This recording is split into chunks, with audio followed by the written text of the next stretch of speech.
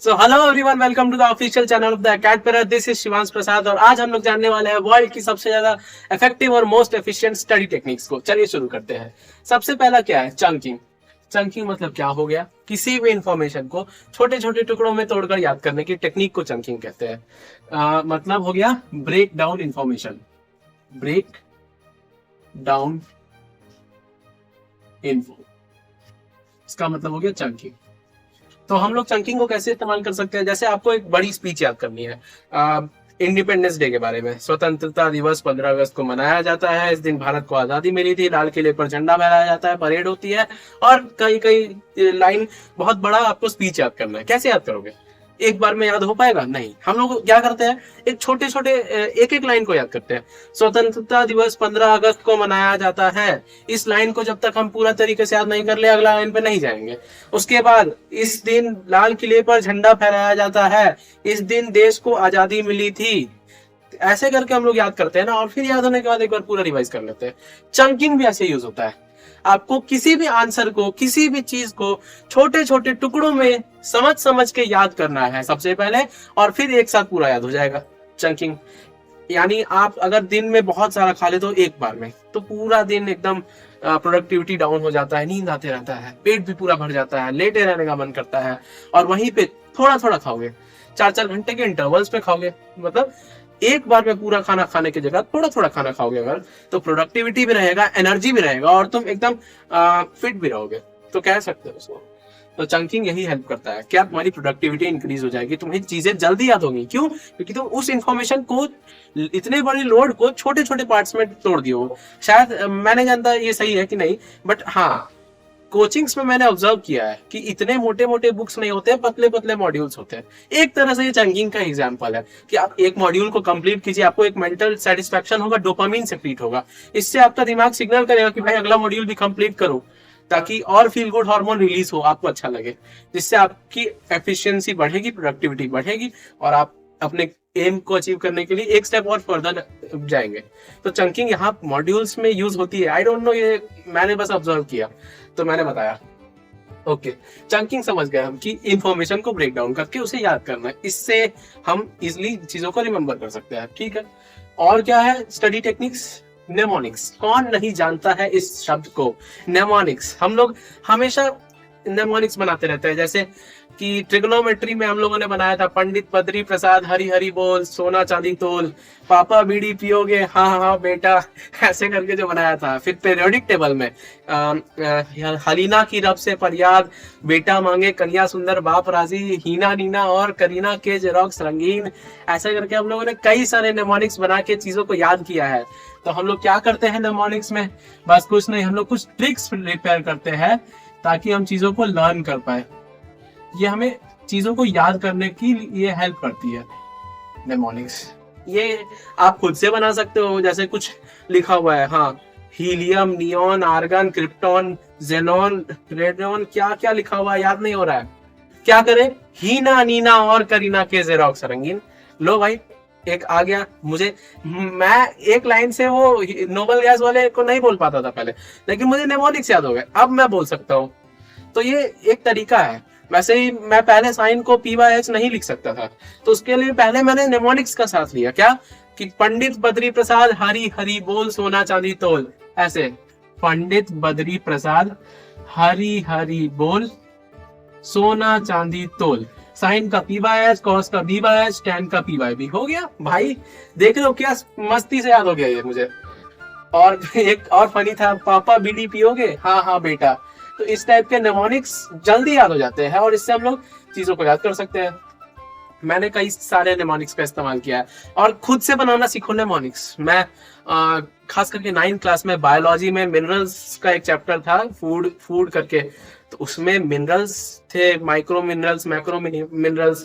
तो वो याद करने के लिए मैंने खुद से क्या क्या बनाया था, कल जंग में मेरी जीत होगी, ऐसे करके। अब तो मैं पूरे तरीके से नेमोनिक्स भी भूल गया कि उसका यूज नहीं हुआ, लेकिन हाँ, उस साल और उसके अगले साल 10th तक ये नेमोनिक्स मेरे पूरे दिल में बसे हुए थे और मैंने अच्छे से इनका यूज किया, फुल मार्क्स आए।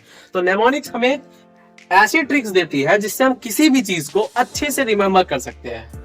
ओके, फिर है विजुअलाइजेशन। इसे मैंने अपनी पुरानी वीडियो में भी बताया है। क्या होता है जब हम पढ़ते हैं ना, तो एक होता है पैसिव रीडिंग, एक होता है एक्टिव रीडिंग। पैसिव रीडिंग क्या है, तुम पढ़ रहे हो, अच्छा अच्छा अच्छा अच्छा ऐसा है, ठीक है, Newton third law of motion, each and every action gives an equal and opposite reaction, हो गया, चलिए हटाइए। ये हो गया पैसिव रीडिंग, कुछ नहीं इसमें प्रोडक्टिविटी है।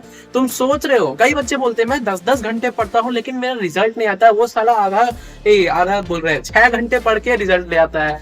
तो भाई अंतर क्या है दोनों में, क्वालिटी। वो पैसिव रीडिंग कर रहा है, ये एक्टिव रीडिंग प्लस विजुअलाइजेशन कर रहा है। ये क्या कर रहा है और ये क्या कर रहा है, दोनों में अंतर क्या है। ये 10 घंटे पढ़ के भी नहीं समझ पा रहा है, क्यों? क्योंकि ये बच्चा बस पढ़ रहा है, इसके दिमाग में इंफॉर्मेशन जा नहीं रही है, वो जाने के बाद उस इंफॉर्मेशन पे सोच नहीं रहा है, जो कि स्टोर नहीं हो रही है इसके दिमाग में। और जो बच्चा अच्छे से एक्टिव रीडिंग करता है वो क्या करता है, अच्छा, ईच एंड एवरी एक्शन, हर एक action has an equal and opposite reaction, यानी उस हर जो भी हम फोर्स लगाते हैं उसका एक रिएक्शन फोर्स पे होता है और वो अपोजिट डायरेक्शन में होता है। अच्छा, इसका एक और पॉइंट याद रखना है, अलग अलग बॉडीज पे वो फोर्स लगेंगे ताकि कैंसल आउट ना हो जाए। कितना अच्छा से याद हो गया। तो ऐसे हम लोग चीजों को अगर एक्टिवली रीड करें तो हम लोग उसको अच्छे से समझ पाएंगे, वो हमारे दिमाग में डायरेक्ट स्टोर हो जाएगा। प्लस अगर हम लोग यहाँ पे एक चीज और डालते हैं, विजुअलाइजेशन, तो क्या होता है, हम लोग मेंटल इमेजेस क्रिएट करना है। यहाँ पे क्या करना है, मेंटल इमेजेस, मेंटल इमेजेस। और हाँ, एक खास बात, ये ट्रिक एल्बर्ट आइंस्टाइन खुद यूज करते थे। और हाँ, इसके बाद एक और ट्रिक है जो कि बहुत ग्रेट साइंटिस्ट ने दी है खुद। तो ये सब ट्रिक्स के लिए वीडियो पे बने रहे। तो मेंटल इमेजेस क्रिएट करने हैं हमें। जैसे हम लोग पढ़ रहे हैं क्लोरो वाटर साइकिल के बारे में, मान के चलो, तो अगर हम वाटर साइकिल के बारे में पूछे तो पहला स्टेप क्या है, इवेपोरेशन। इवेपोरेशन के लिए मैंने मेंटल इमेज बना के रखी, एक नदी है, यहाँ सूर्य है, ये क्या हो रहा है, इससे लाइट रेज आ रही है जिससे कि पानी इवेपोरेट होके हवा में बादल बना रहा है, फिर वहां से कंडेंसेट हो रहा है और फिर बारिश हो रही है। मैंने मेंटल इमेज बना दिया। अब मुझे कितने अच्छे से वो प्रोसेस याद हो गया, उसे मैं वर्ड्स में कन्वर्ट करूंगा, मेरा आंसर तैयार है। अब एल्बर्ट आइंस्टाइन ने थ्योरी ऑफ रिलेटिविटी में इस चीज को यूज किया है। उन्होंने क्या किया, एक ट्रेन को विजुअलाइज किया कि एक ट्रेन चल रही है, फिर उससे एक आदमी ट्रेन के बाहर खड़ा है, एक आदमी ट्रेन के अंदर खड़ा है, ट्रेन से लाइट मार रहा है। तो ऐसे करके उन्होंने विजुअलाइज करके थ्योरी ऑफ रिलेटिविटी को देखा। तो विजुअलाइजेशन आपको साइंटिस्ट लेवल का दिमाग दे सकती है। फिर आता है माइंड मैपिंग, बहुत इंपॉर्टेंट चीज है। माइंड मैपिंग क्या होता है, आप कोई भी चैप्टर पढ़ते हो, पढ़ने के पहले या पढ़ने के बाद ही मिलती, ठीक है, आप हर चैप्टर का एक माइंड मैप बनाओ। करना क्या है, चैप्टर का सेंट्रल आइडिया आपको लेना है, बीच में लिखना है, और उससे चारों ओर सेंट्रल आइडिया CI को लिखना है बीच में, और उसके चारों ओर उससे जुड़े जुड़े पॉइंट्स लिख देने हैं, और जिससे कि पूरा चैप्टर का एक एक छोटा छोटा टॉपिक कवर हो जाए। ठीक है, ये आपको रिवीजन में हेल्प करेगा। ये माइंड मैपिंग, ये पूरे चैप्टर का एक निचोड़ समरी है जो आपको हर एक वो टॉपिक से जोड़ के लिखना है। जैसे फॉर एग्जाम्पल आपको लिखना है न्यूटन्स लॉ ऑफ मोशन, लिख दिए बीच में, first law, second law, third law. ठीक है, फर्स्ट लॉ क्या है, सेकेंड लॉ क्या है, थर्ड लॉ क्या है। सेकेंड लॉ में इम्पल्स मोमेंटम थ्योरम क्या है, इम्पल्स क्या है, मोमेंटम क्या है, ग्राफ्स के बारे में बताएंगे। फर्स्ट लॉ के एग्जांपल्स लिखेंगे, थर्ड लॉ के एग्जांपल्स लिखेंगे, इक्वेशंस लिखेंगे। इससे क्या होगा ना, पूरा चैप्टर आपके एक निचोड़ में आ गया, एक सेंट्रल आइडिया के चारों ओर पूरा चैप्टर हम लोगों ने बना के रख दिया। इसको कहते हैं माइंड मैपिंग, बहुत इंपॉर्टेंट है। ओके, फिर अगला है active recall. Active recall mind mapping का ही एक भाई है, छोटा नहीं बड़ा। क्या करना है, जब पूरा चैप्टर पढ़ दो ना, तो रिवीजन कैसे किया जाता है। अगर देखो, अलग सर PW के अलग सर बोले हैं कि आपको 2 ही चीजें याद रहती है एग्जाम के दिन। पहला, जिसका आपने मिनिमम 4 बार रिवीजन किया हो। दूसरा, जो चीज आपने एग्जाम के एक दिन पहले पढ़ी हो। और एग्जाम के एक दिन पहले हम लोग पूरा सिलेबस थोड़ी ना पढ़ लेते हैं, तो हम लोग को चीजों को 4 बार रिवाइज करना है। पहला रिवीजन होता है यही माइंड मैप्स बनाना या फिर शॉर्ट नोट्स बनाना, जिसमें हम लोग खुद से बनाते हैं, किताब देख देख के नहीं बनाना है, ये खुद से बनाना है और फिर चेक करना है। इससे एक अच्छा रिवीजन होता है। और उसके अलावा आपको नोट्स पढ़ने हैं, 2 रिविजन हो गए। तीसरा आपको करना है एक्टिव रिकॉल। ये एक्टिव रिकॉल क्या है, आपको सब शॉर्ट नोट्स को साइड में रखना है, बुक को हटाना है, और आंखें बंद करके या आंखें खोल के जैसे भी बिना किताब देखे आपको पूरे चैप्टर का हर एक टॉपिक मुंह से बोलना है, और आपको हर एक टॉपिक का इंपॉर्टेंट पॉइंट्स बोलना है। अगर आप हर एक पॉइंट बोल पाए अच्छा है, नहीं बोल पाए तो आपको तुरंत अपना खोल के देखना नहीं है कि क्या था, आपको दिमाग पे थोड़ा जोर डालना है। अगर दिमाग पे आ गया तो बहुत अच्छे, वो आपके माइंड में स्टोर हो चुका है, और नहीं आया तो जरा सा बस खोल के देखो और पूरा रिकॉल करने का कोशिश करो। ठीक है, जरा सा बस जो चीज याद नहीं आ रहा उसको खोलो और पूरा चैप्टर रिकॉल करो। ये मैंने क्लास 8 में पता नहीं कैसे डिस्कवर कर लिया था खुद ही, और उसका फायदा मुझे बहुत ज्यादा हुआ। 10th में मेरे 97% आए थे, तो उसका एक बहुत अच्छा सहयोगी ये भी था। तो क्या करना है समझे, चैप्टर पढ़ लिया, रिवीजन हो गए 2 बार, अब मैं बैठा हूं अकेला, क्या करना है मुझे, पूरा चैप्टर कभी भी हो सकता है 20 मिनट में, लंच टाइम में दोस्त बकबक कर रहा है, तुम बैठ जाओ साइड में, क्या करना है, एक्टिव रिकॉल करना है। एक एक टॉपिक को अकेले पढ़ना है और एकदम एक एक टॉपिक को कवर करना है बिना किताब देखे, जहां फंसो थोड़ा सा देखो और फिर खुद से एक्टिव रिकॉल करने की कोशिश करो। इससे क्या होगा तुम्हारा, इससे ये तुम्हारे ब्रेन में स्टोर कर देगा, चीजों को ब्रेन में स्टोर कर देगा, स्टोर करेगा ये चीज, मतलब पूरा चैप्टर तुम्हारा ब्रेन में एकदम रिवाइज हो जाएगा। और चौथा रिवीजन एग्जाम से पहले। ठीक है, अब है प्रैक्टिस टेस्टिंग। प्रैक्टिस टेस्टिंग क्या है, टेस्ट दो, अपना जितना टेस्ट दोगे तुम खुद को एनालाइज करोगे, सेल्फ एनालिसिस। क्या करना है इसमें, सेल्फ एनालिसिस, मतलब टेस्ट देके मार्क्स देके छोड़ मत दो, समझे, क्या करना है, सेल्फ एनालिसिस। ये क्या चीज है भाई, मतलब तुम टेस्ट में कहां गलती कर रहे हो, तुमको ये नहीं देखना है कि तुमको 100 में 99 नंबर आए, तुमको देखना है 1 नंबर कहां कट गया। ठीक है, तुम्हें मेरी बात अजीब लग रही होगी, लेकिन अगर तुम इस 1 नंबर को बचाना सीख गए, भाई टॉपर हो गए तुम, समझे ना। तो सेल्फ एनालिसिस करो, कहां गलती हुई, सिली मिस्टेक हुई उसको सुधारने की कोशिश करो, उस पर भी एक वीडियो आएगी। तो सिली मिस्टेक्स हुई उसको सुधारने की कोशिश करो। अच्छा, कहीं पे कोई कॉन्सेप्ट छूट गया था, अच्छा उसको रिवाइज कर लेते हैं। मतलब कि हर एक गलती को अपना सुधारने की कोशिश करो, और प्रैक्टिस टेस्ट जितना दोगे मेन एग्जाम में उतना फायदा होगा। तो ये बहुत अच्छी टिप थी कि तुम प्रैक्टिस टेस्ट देते रहो जेई की प्रिपरेशन में। इसलिए हर 14-14 दिन में हमारे मॉक टेस्ट होते हैं, क्योंकि इससे हम लोग खुद को एनालाइज करते हैं, अपनी गलतियों को पहचानते हैं कि हम कहाँ छूट रहे हैं। जैसे मुझे पता चला कि मेरे बैकलॉग्स लगे तब मैं इस टॉपिक के क्वेश्चंस नहीं कर पा रहा हूँ, तो भाई बैकलॉग्स लगे तो उसको कवर करना होगा, और मैं इसलिए एक प्लान बनाया हूँ कि हाँ इस प्लान में मुझे कवर करना है बैकलॉग। बैकलॉग कवर करने के भी ऊपर एक वीडियो आने वाली है, चिंता मत करो। तो बैकलॉग्स कवर करना है, वैसे ही तुम भी अपने आप को एनालाइज करो हर टेस्ट देने के बाद। अगर तुम्हारा रिजल्ट कम आया है तुम पूरे अच्छे से एनालाइज करो और खुद से वादा करो कि अगली बार 1 नंबर नहीं कटने दूंगा। ठीक है, ऐसा करना। इस क्या कहते हैं, स्टेट ऑफ माइंड में अगर तुम रहोगे, ऐसा तुम्हारा माइंडसेट अगर रहेगा, तो तुम 0 से हीरो बन जाओगे।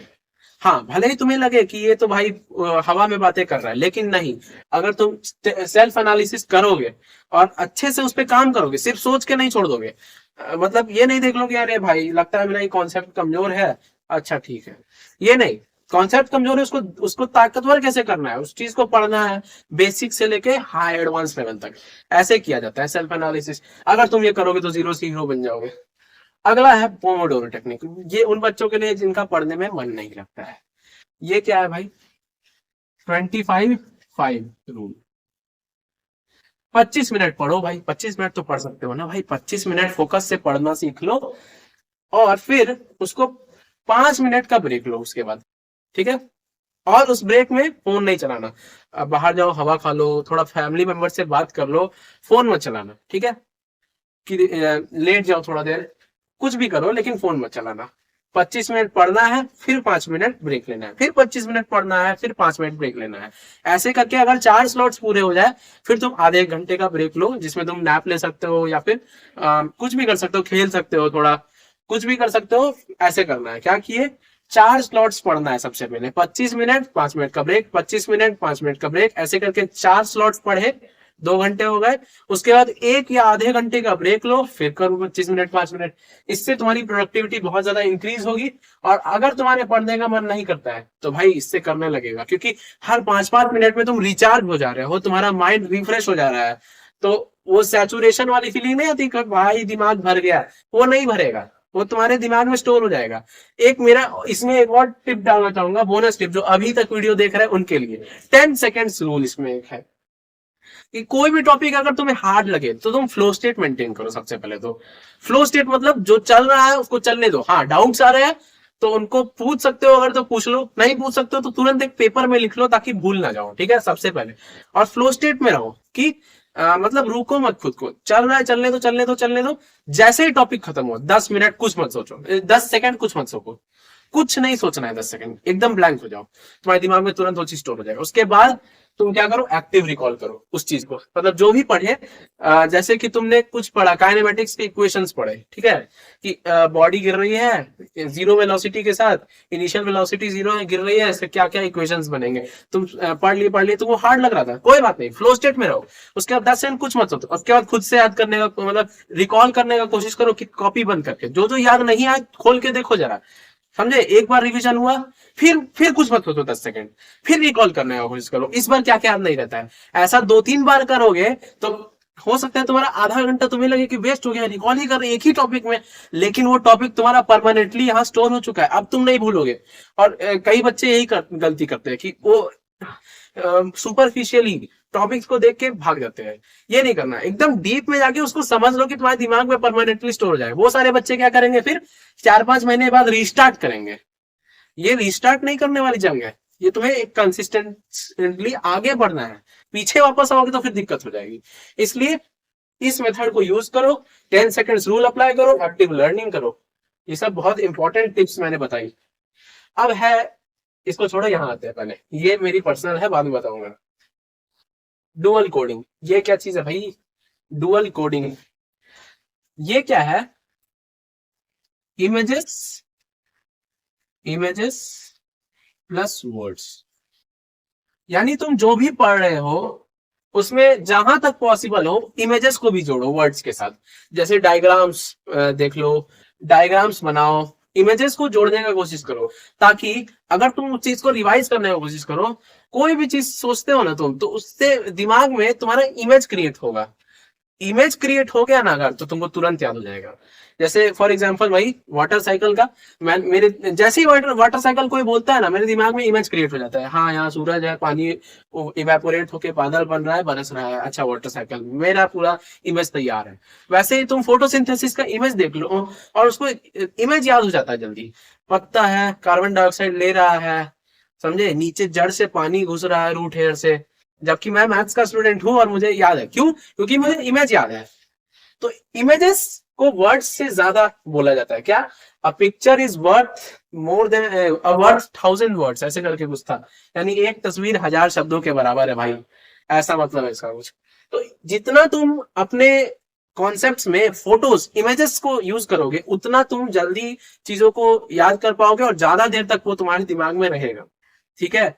इसलिए तुम देखते होगे एक क्लास में कोई टीचर अगर कोई कॉन्सेप्ट पूछता है, कुछ बच्चे तुरंत ही आंसर दे देते हैं। क्यों? क्योंकि जैसे ही वो कॉन्सेप्ट सुनते हैं उनके दिमाग में वही इमेज आ जाती है, वो इमेज के हिसाब से आंसर दे देते हैं, समझे। और तुम क्या की हो, रटे हो, अच्छा ए स्क्वायर प्लस बी स्क्वायर, ऐसे नहीं रखना है, तुम्हें इमेजेस के साथ देखना है। अच्छा, photosynthesis is the process by which plants make their food by absorbing water carbon dioxide.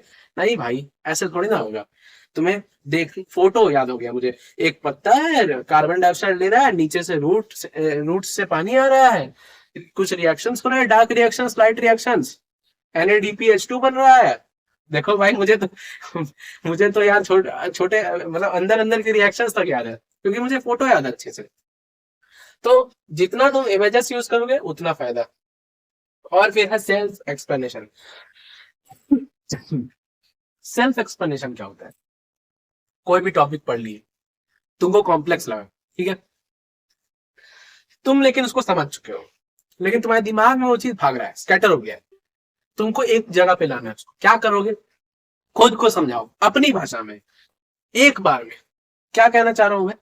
जैसे कि तुम्हें अगर समझाना है खुद को कुछ भी, जैसे न्यूटन का नियम समझाना है अगर तुम्हें, इनर्शिया का नियम, कि कोई बॉडी जब मूव कर रही है कांस्टेंट वेलोसिटी से, या रेस्ट है, स्टेट ऑफ रेस्ट या स्टेट ऑफ मोशन के स्टेट को मेंटेन करती है कोई बॉडी तब तक जब तक उस पर कोई एक्सटर्नल फोर्स न लग जाए। ये मैं अपनी भाषा में बोल रहा हूँ, किताबी भाषा कुछ और है, मैं जानता हूँ, लेकिन मैंने पढ़ा, उस चीज को समझा और खुद को अपनी भाषा में समझा लिया। मुझे याद यही करना है। तुम पढ़ो, किसी भी लाइक टॉपिक को पढ़ो, उसको समझो और खुद की भाषा में एक बार बोलो, बोल के समझाओ खुद को, सोचना नहीं है, बोल के समझाओ। इससे तुम्हारे दिमाग में स्टोर हो जाएगा। क्यों? क्योंकि इससे तुम्हारे सेंसेस एक्टिव हो जाएंगे। पहले तो तुम सोच रहे हो, दूसरा तुम बोल रहे हो, तीसरा तुम्हारे कान में जा रहा है, चौथा तुम्हारे दिमाग में इमेजेस क्रिएट हो रहे हैं, तुम्हारे कई सारे सेंसेस एक्टिव हो गए, तुम्हारा दिमाग खुल गया है। अब तुम्हारा दिमाग क्योंकि खुल चुका है, वो इन्फॉर्मेशन तुम्हारे दिमाग में स्टोर हो जाएगी। तो ये सेल्फ एक्सप्लेनेशन जो है परमानेंट मेमोरी का एक बहुत बड़ा दरवाजा है। Permanent memory.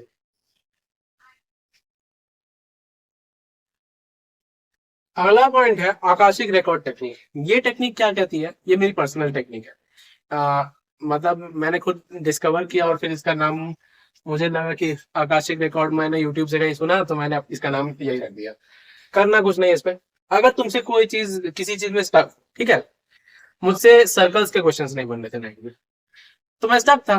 मैंने क्या किया, थ्योरी पढ़ ली अच्छे से, क्वेश्चंस बनाने बैठा, नहीं बन रहे, क्योंकि वो थ्योरी मेरे दिमाग में गई नहीं। ये 10 सेकेंड रूल का एक्सटेंडेड वर्जन है। मैंने क्या किया, एक दिन, अगले दिन सर्कल्स को छुआ ही नहीं, क्वाड्रिलेटरल्स के क्वेश्चन बनाने लग गया मैथ्स में, और उसके अगले दिन मैं सर्कल्स के क्वेश्चंस पे गया। मन नहीं कर रहा था सर्कल्स देखने का, लेकिन अगले दिन मुझसे क्वेश्चंस बनने लगे। भाई दिमाग में अजीबो गरीब आइडियाज आने लगे। यानी टॉपिक समझ नहीं आ रहा है तो उसको समझो, लेकिन क्वेश्चंस नहीं बन रहे हैं, इनोवेटिव आइडियाज नहीं आ रहे दिमाग में, तो तुरंत ही टीचर के पास मत भाग जाओ कि सर कैसे होगा, और टीचर बता देगा तो सोचोगे कि सर कैसे सोच लेते हैं इतना। अरे सर सोच लेते हैं क्योंकि वो बनाए हुए हैं उस टाइप का क्वेश्चन बहुत सारा। तुम पहला बार बना रहे हो तो अपना दिमाग पे जोर डालो ताकि तुम्हारे दिमाग में अपने आप ही आइडिया आ जाए। तो क्या करो, टॉपिक को छोड़ दो। सही में मजाक नहीं कर रहे, एक दिन के लिए उस टॉपिक को पढ़ो ही मत, लेकिन हाँ उसका थ्योरी तुम्हारे दिमाग में पूरा अच्छे से स्टोर होना चाहिए। पहला शर्त यही है, ऐसा नहीं कि छोड़िए दिए, थ्योरी तुम्हारे दिमाग में पूरा स्टोर रहना चाहिए भाई, तभी ये काम करेगा। पूरा अच्छे से थ्योरी, जो पूछे थ्योरी से तुम आंसर दे दो खटाखट, क्वेश्चन नहीं बन रहा है, बस ऐसा है। न्यूमेरिकल्स वाला क्वेश्चन नहीं बन रहा, आइडिया नहीं आ रहा है क्या करें।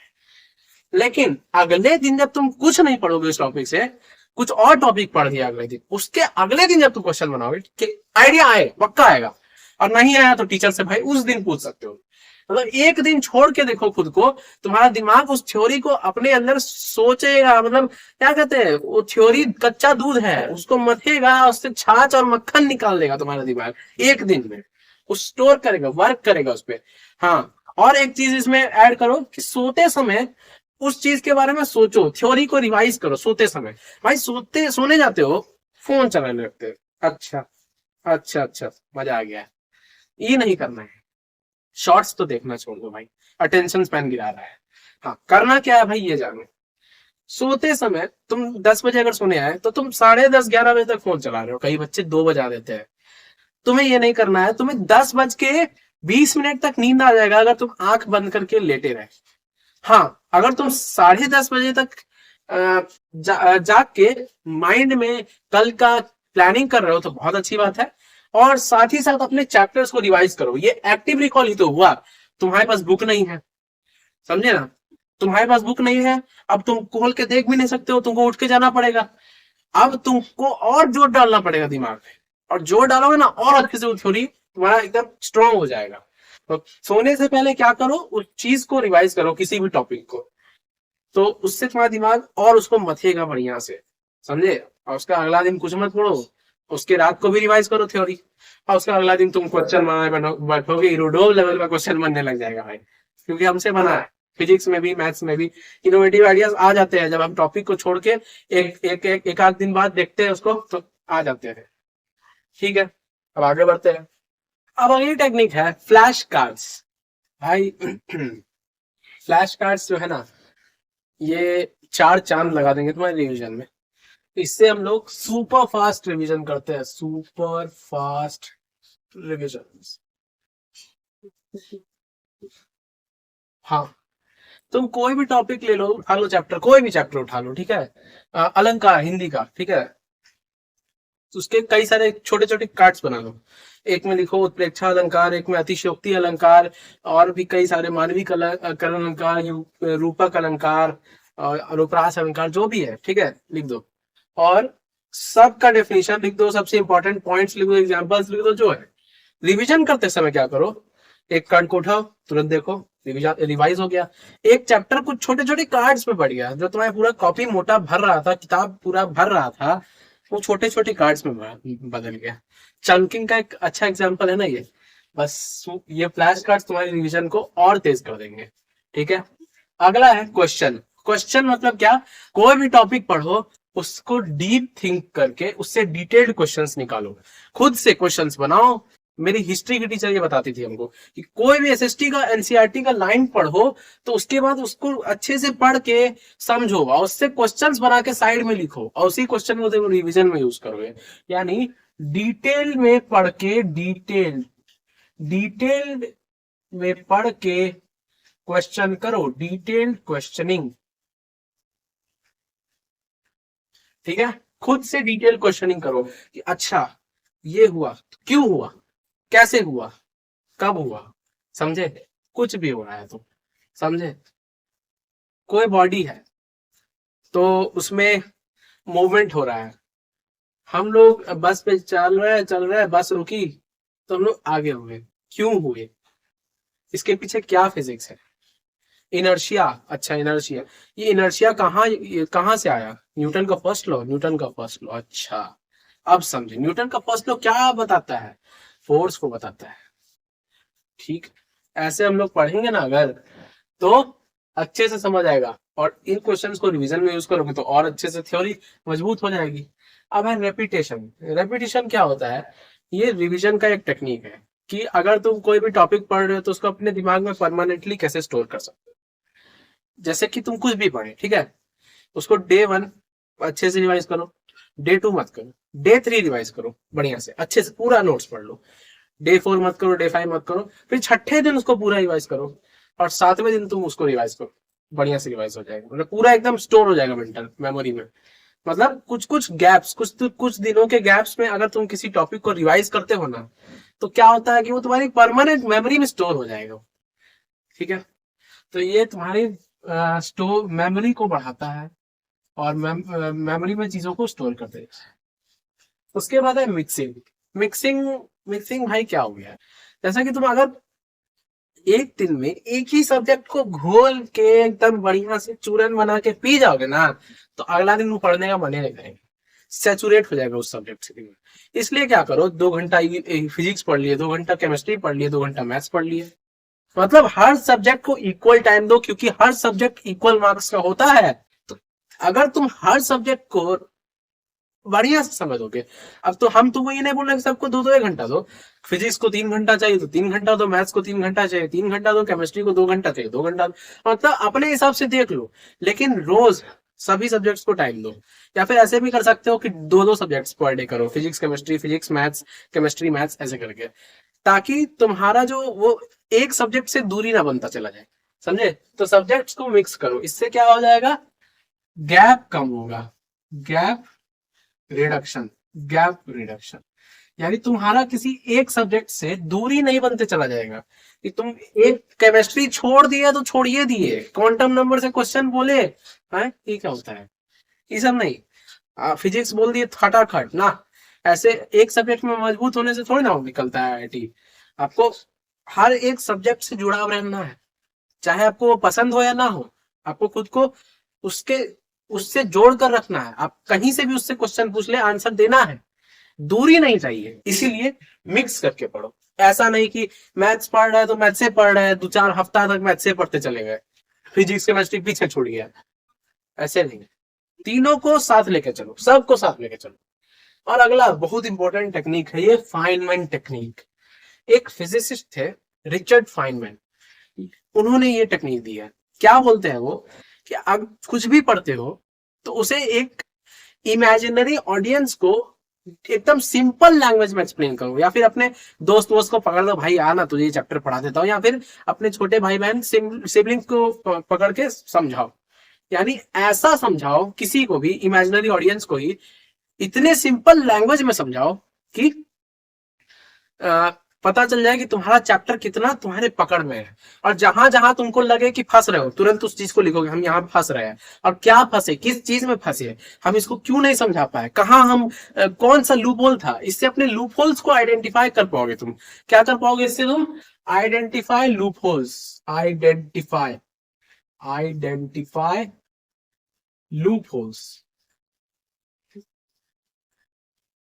जो भी लूप होल्स है तुम्हारे, जो भी कहां कहां तुम फंस रहे हो उस चैप्टर में, तुम्हारी कमी तुमको पता चल जाएगी। तुम एक टीचर जितने इंटेलिजेंट बन सकते हो। तुम सोचते हो ना टीचर बड़ा दिमाग वाला आदमी यार, इसको पूरा चैप्टर कैसे पता है, क्योंकि वो पढ़ा है ना बहुत बार। तुमको भी खुद को पढ़ाना है या फिर इमेजिनरी ऑडियंस को पढ़ाना है। ऐसे पढ़ाना है कि सामने वाला बच्चा है, अगर एक 5th 6th क्लास का बच्चा है तो उसे भी समझ आ जाए। समझे? इतना सिंपल लैंग्वेज तुमको कन्वर्ट करना है। इससे पता चलेगा कि तुम्हारा चैप्टर कितना जकड़ में है। समझे? अपने दोस्त उसको पढ़ा दोगे, उसका भी फायदा, तुम्हारा भी फायदा, और तुम्हारा चैप्टर तो एकदम टाइट हो जाएगा उसके बाद। और जहां जहां तुम्हारी गलती है उसको लिख के समझो, कहा क्या गलती है, उस कॉन्सेप्ट को क्लियर करो, फिर से समझाओ। ये फाइनमेंट टेक्निक, जो इस टेक्निक को फॉलो करता है भाई, आई गारंटी भाई तुम बहुत बहुत आगे बढ़ोगे। समझे? फाइनमेंट टेक्निक तुम्हारे टॉपिक्स को इतना मजबूत कर देगा जितना आज तक तुम्हारा कोई भी टॉपिक नहीं हुआ। इनमें से कोई भी स्टडी टेक्निक काम नहीं करेगी अगर तुम पूरी दिमाग से नहीं करोगे। समझे? ये बात भी है, तुमको अच्छे से सारी टेक्निक्स को फॉलो करना होगा।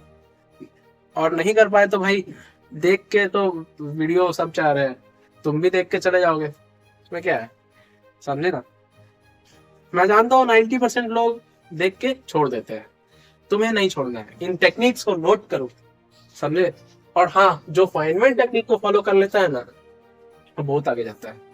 और तुमको एक राज की बात बताए, ये YouTube चैनल फाइनमेंट टेक्निक का ही एक क्या कहते हैं, रिजल्ट है। मैं खुद को पढ़ाता था, फिर मुझे लगने लगा यार मैं वीडियो ही बना लेता हूँ, मतलब कैमरा के आगे खुद को पढ़ा लेता हूँ। तो फिर कुछ नहीं, ऐसे ही मैंने YouTube चैनल शुरू कर दिया, और मुझे अच्छा लगता है यहाँ पे, I enjoy teaching.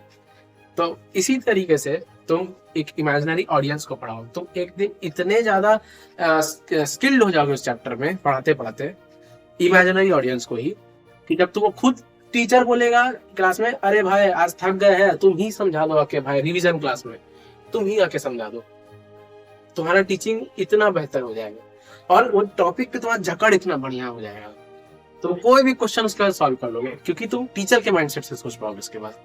This is the importance and significance of Feynman technique. Anyone who follows this technique will become a great person.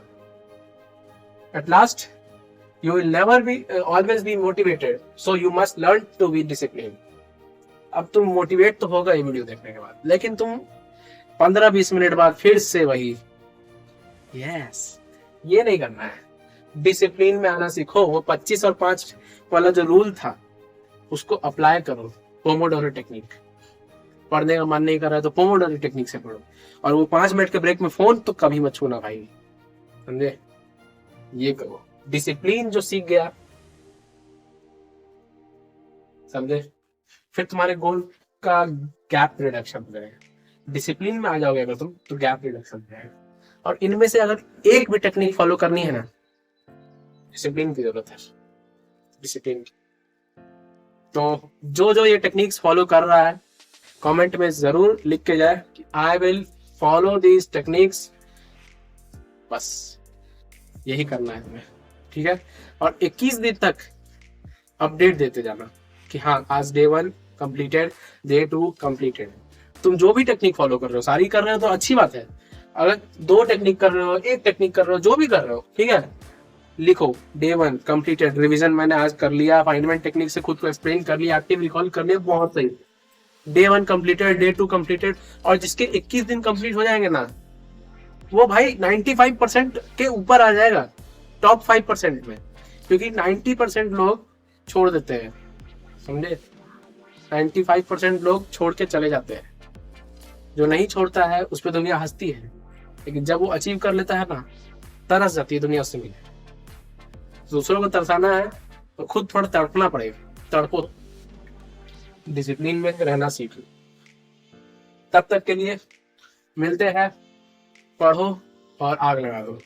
Bye. चीन टपाक डम डम।